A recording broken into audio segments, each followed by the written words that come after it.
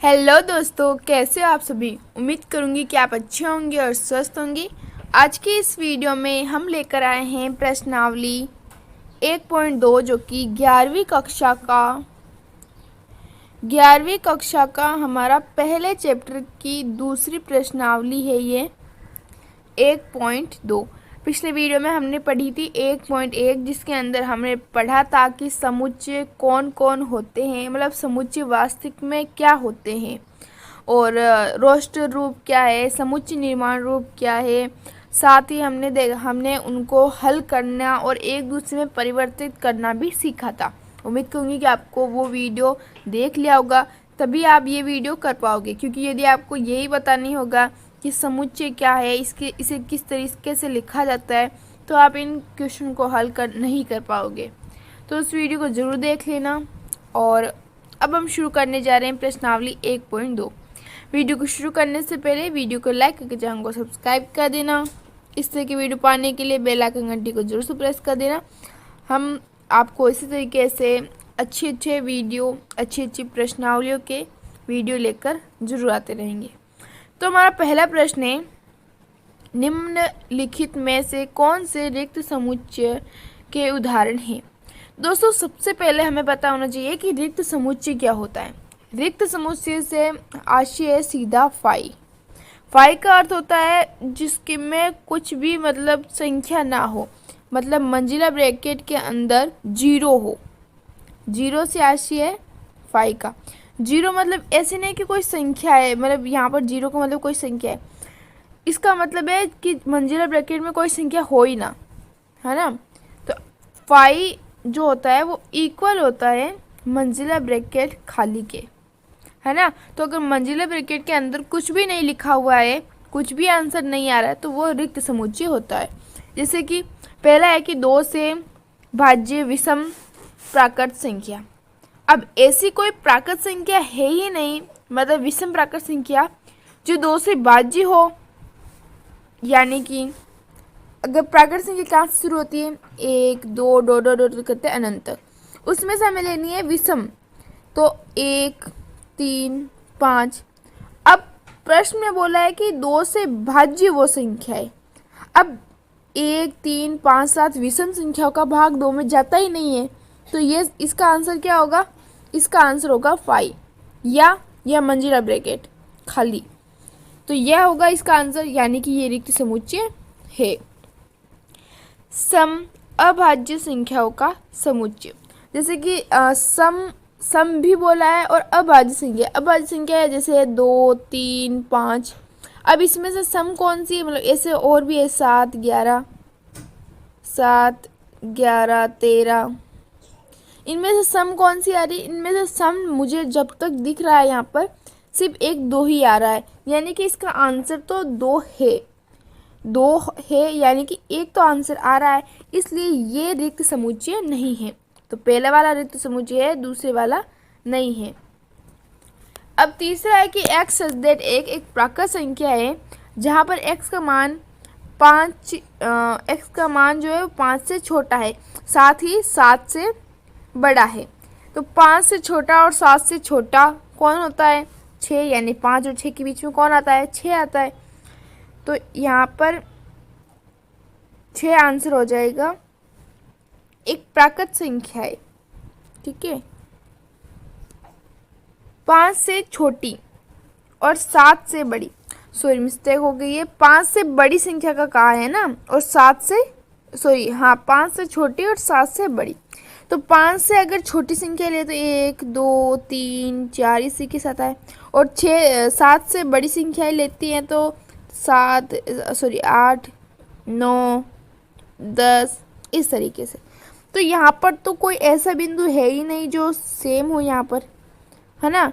तो यानी कि इनमें कोई कॉमन आ ही नहीं रहा है। 5 से छोटी संख्या है, एक मतलब जैसे x का मान है तो 5 तो इस तरफ जा रहा है और 7 इस तरफ जा रहा है, दोनों के रास्ते बिल्कुल अलग है, तो x का मान समान हो ही नहीं पाएगा।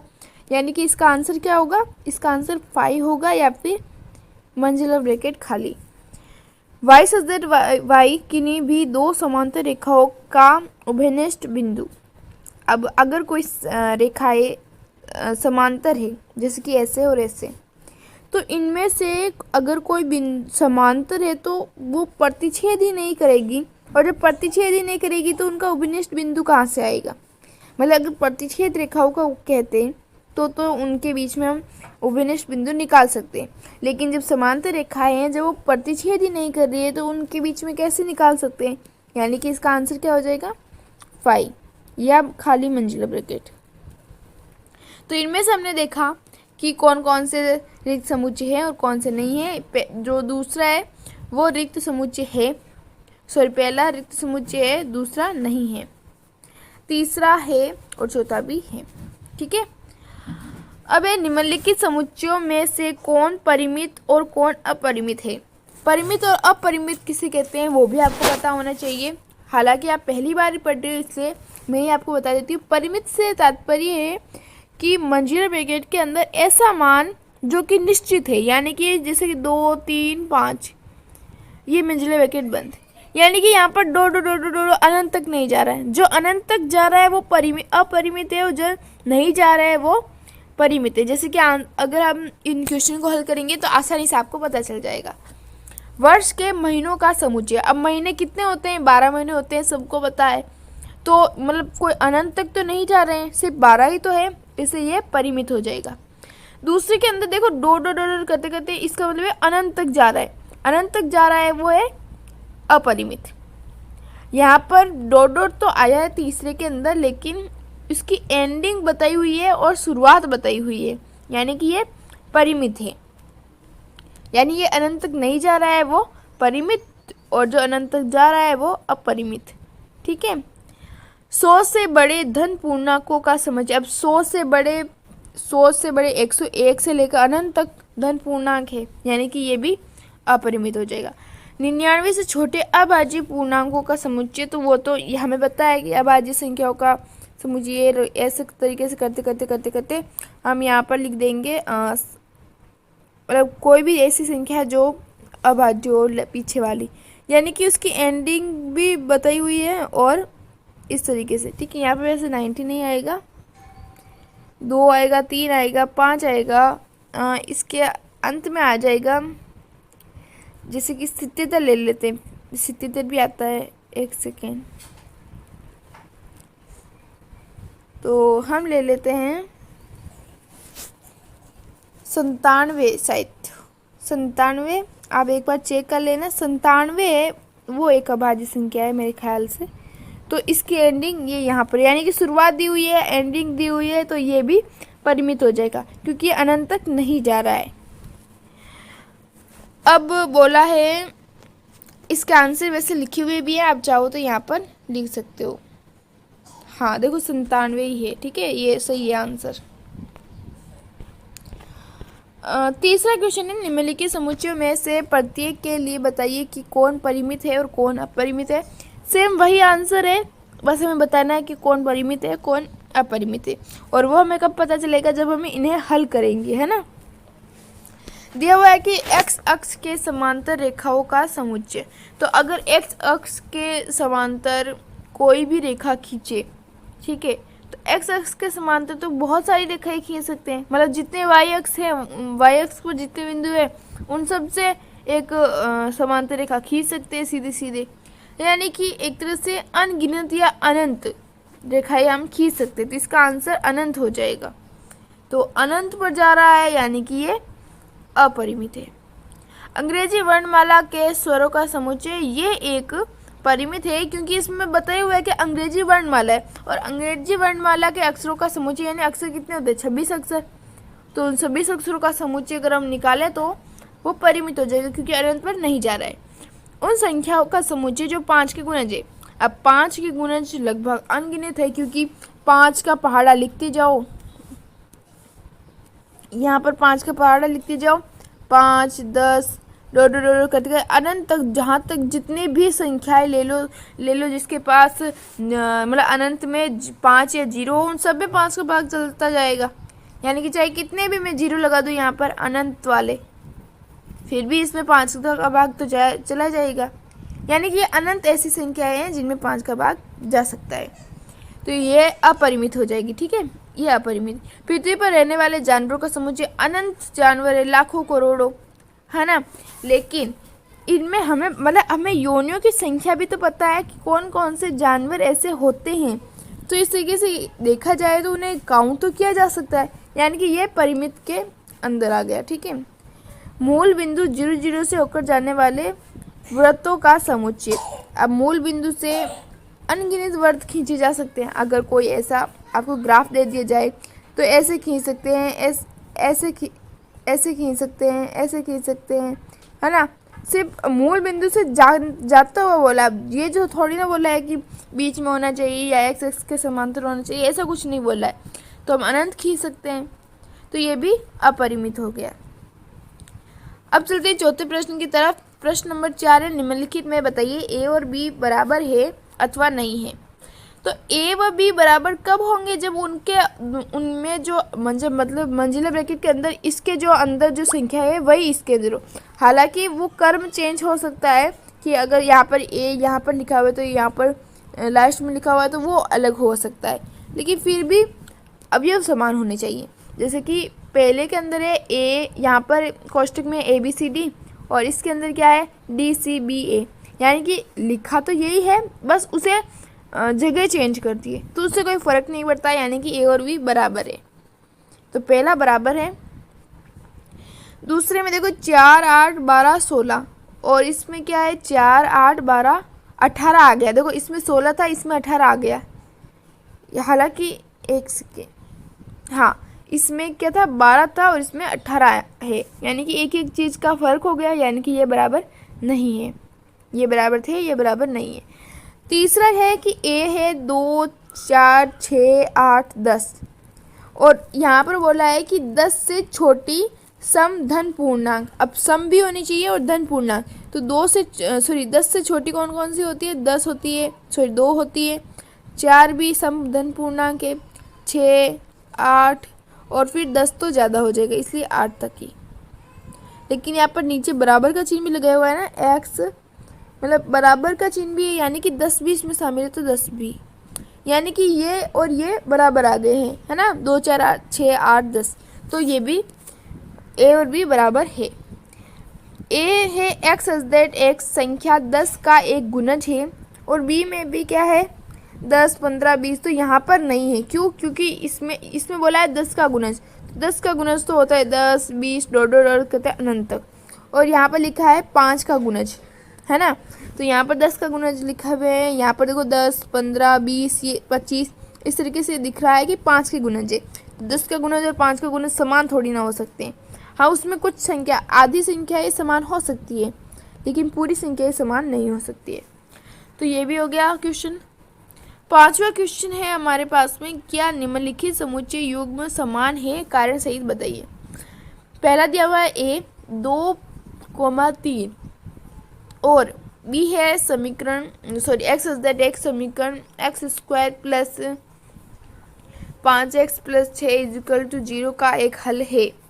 तो हमें पता चल जाएगा ये आंसर जब हमें जैसे कि हमें ये बताए हुए हैं ना, तो 2 का आंसर इसमें लिखो, 2 का 4 प्लस 5 दूनी 10 प्लस का 6, यानी कि मुझे नहीं लगता कि ये इसका एक हल है।